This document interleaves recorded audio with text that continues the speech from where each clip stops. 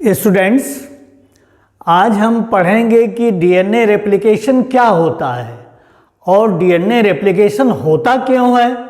इन दो बातों को आज हम अपने इस लेक्चर में पढ़ेंगे। तो रेप्लिका के मतलब होता है एग्जैक्ट कॉपी। तो डीएनए की एग्जैक्ट कॉपी बनना ही डीएनए रेप्लिकेशन कहलाता है।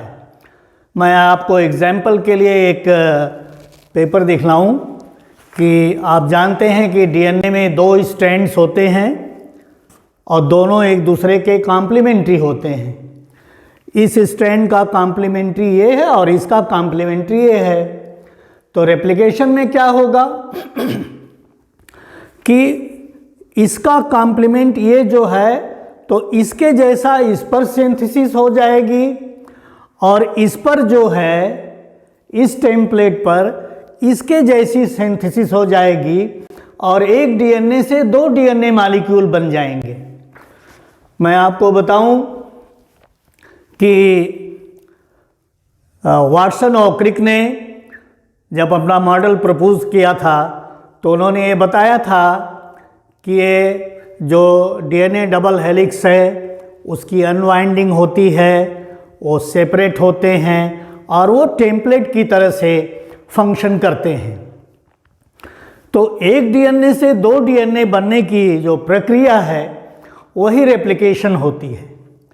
और रेप्लिकेशन होता क्यों है डीएनए का? आप जानते हैं कि डीएनए एक हेरिडिटरी मटेरियल है, या इसमें डीएनए मॉलिक्यूल में हेरिडिटरी इन्फॉर्मेशंस जो हैं वो रहती हैं।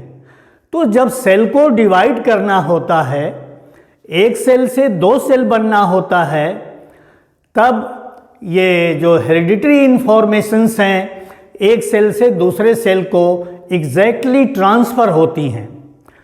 और आप ये जानते हैं कि जो सेल्स हैं वो दो तरह के होते हैं, एक प्रोकैरियोटिक सेल और दूसरा यूकैरियोटिक सेल।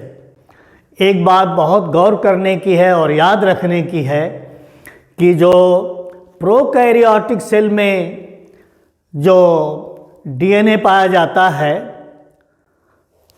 वो सिंगल डीएनए मॉलिक्यूल होता है, इसलिए प्रोकैरियोटिक सेल का जो क्रोमोसोम होता है वो एक ही है।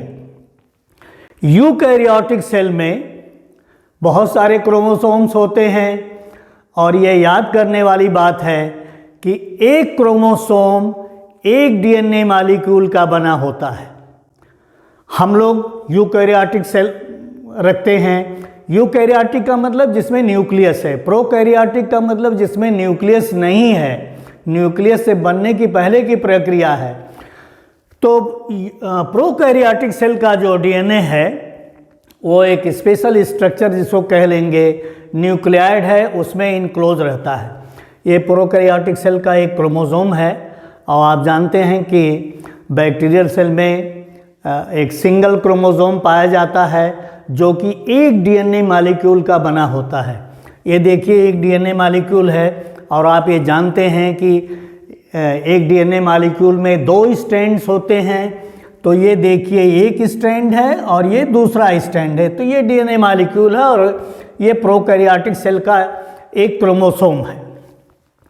यूकैरियोटिक सेल का एक ये देखिए क्रोमोसोम है, इसमें भी एक ही सिंगल डीएनए मॉलिक्यूल होता है और डीएनए मॉलिक्यूल में दो स्ट्रैंड्स होते हैं।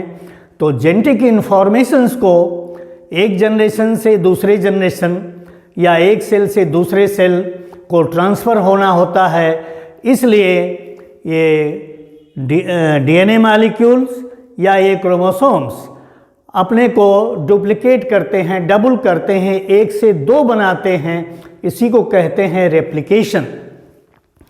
तो उस समय जब रेप्लिकेशन की बात आई वाटसन और क्रिक के बाद, तो साइंटिस्ट बहुत क्लियर नहीं थे कि रेप्लिकेशन कैसे होता है, एक कॉपी से दूसरी कॉपी कैसे बनती है। ये देखिए एक डीएनए मॉलिक्यूल है जिसमें दो स्ट्रैंड्स हैं। अब उस समय जो डीएनए रेप्लिकेशन के मॉडल प्रपोज हुए वो तीन तरह की बातों को लेके आए।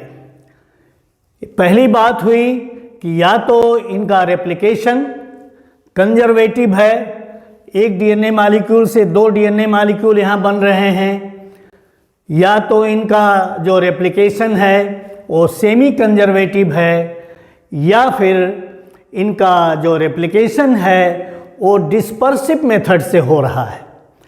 अगले वीडियो में हम लोग ये देखेंगे कि ये तीनों मॉडल्स जो थे रेप्लिकेशन के वो कैसे कैसी स्ट्रक्चर को लेके आए थे, और नेक्स्ट वीडियो में हम लोग इसको डिस्कस करेंगे।